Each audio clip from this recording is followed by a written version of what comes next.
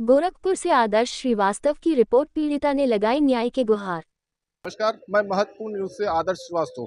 जानते हैं कि एक रियल एस्टेट में एक रिटायरमेंट फौजी जो देश की सेवा करता है, पैसा लगाता है, किस तरह से रिटायर होने के बाद अपना पैसा देता है, उसका कोई सहन भी नहीं मिलता है और वो पैसा डूब जाता है।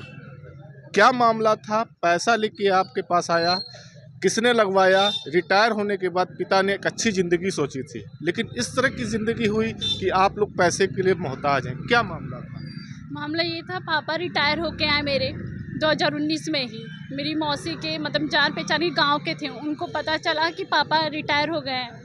वो बोले कि हमारे घर पे ही डायरेक्ट आए, पापा से बातचीत की है कि हम आपके पैसा दोगुना कर देंगे, आपकी बेटी की भी शादी हो जाएगी 6 साल बाद, आपका बेटा भी छोटा है, उसकी पढ़ाई भी हो जाएगी। बेटा जो है भाई किस क्लास में है, क्या करता है? मेरा अभी भाई छोटा है, 11th क्लास में है, और हम लोग भी मैं अभी ग्रेजुएशन कंप्लीट हुआ है।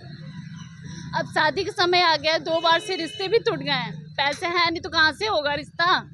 और अब मतलब पैसा मांग रहे हैं तो पैसा देने को रेडी नहीं है। समय पे समय एक्सटेंड किए जा रहे, कभी बोल रहे पहले अक्टूबर में ही समय हो गया था। प्रशासन से गुहार लगाई, प्रशासन ने भी कोई मदद किया आपका? नहीं, कोई मदद नहीं। वहाँ से भी मैं निराश होकर आ रही हूँ, कुछ नहीं हो रहा है मेरा। से आप फाइल बता रही हैं कि आईजीआरएस द्वारा सारा किया है, आईजीआरएस का भी कुछ आपका जन सुनवाई का किया गया? कुछ नहीं हुआ है। तो कौन सी कंपनी है, क्या नाम था इस कंपनी का? कर्मक क्षेत्र रियल एस्टेट कंपनी है। पैसा किस तरह से लिया उसने, किस भाग में बांटा?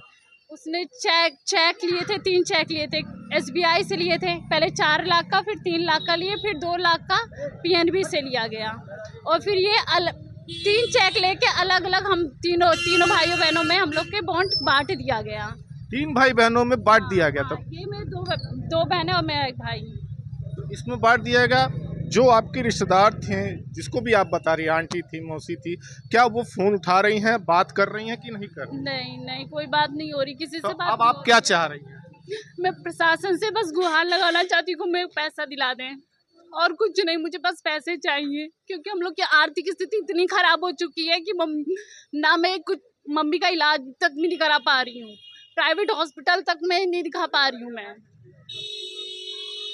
चलिए, फिलहाल हम प्रशासन से इन्होंने गुहार लगाई है, साहब मेरा पैसा दिला दो, मैं बहुत मजबूर हूँ, किसी तरह से अपना पालन पोषण कर रही हूँ।